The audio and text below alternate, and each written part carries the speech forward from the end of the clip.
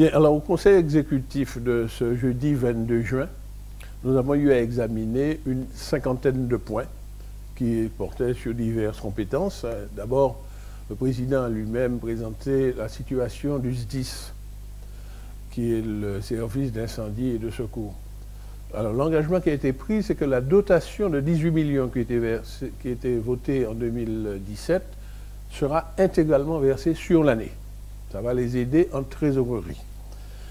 Également, toujours pour le SDIS, nous avons voté une aide pour les aider à financer les 64 salariés qui sont sous contrat d'avenir, puisque nous prenons la suite de ce qui était fait. Il y a 64 qui sont sous contrat d'avenir.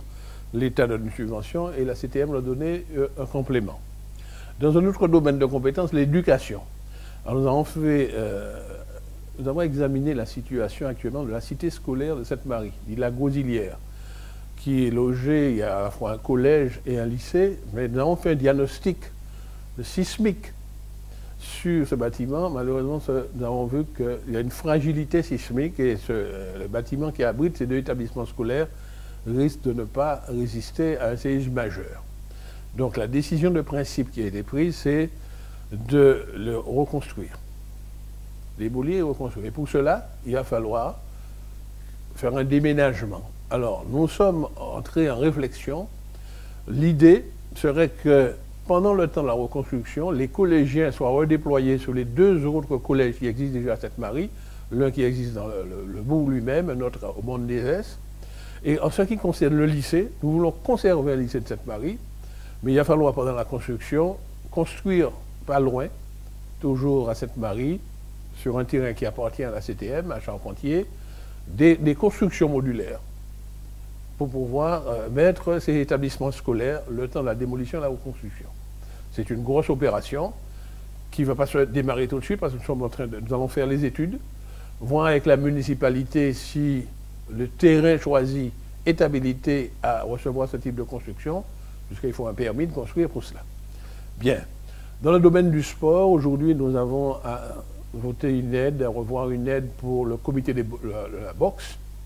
Dans le domaine de la formation professionnelle, comme à chaque séance, nous avons eu à examiner des demandes d'aide individuelle à la formation. Alors, il y avait une en mobilité vers les États-Unis que nous avons accordée, et 35 aides pour des demandeurs d'emploi qui feront leur formation en Martinique.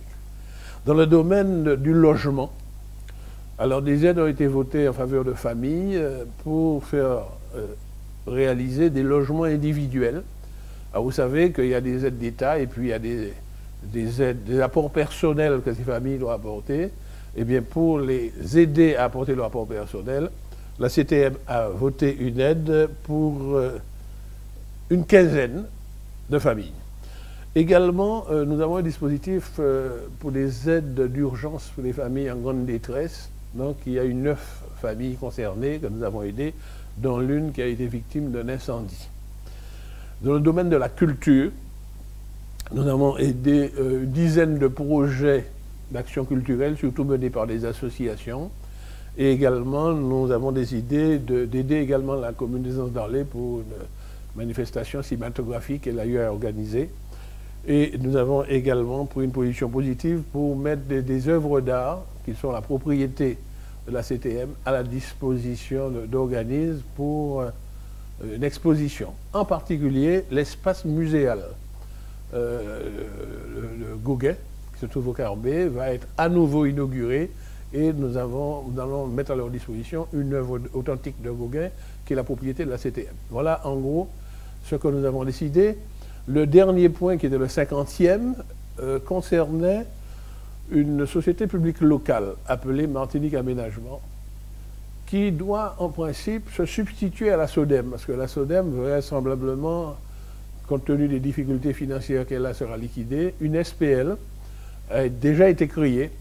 Il avait comme actionnaire à la fois le conseil régional et le conseil général. Alors la décision qui a été prise et qui sera soumise à la prochaine plénière, c'est que la CTM se substitue aux deux anciennes collectivités et la CTM deviendra actionnaire à 95% de cette SPL et les 5% restants étant portés par Cap Nord, et on pourra donc, avec cette nouvelle institution, mener nos politiques d'aménagement du territoire. Voilà.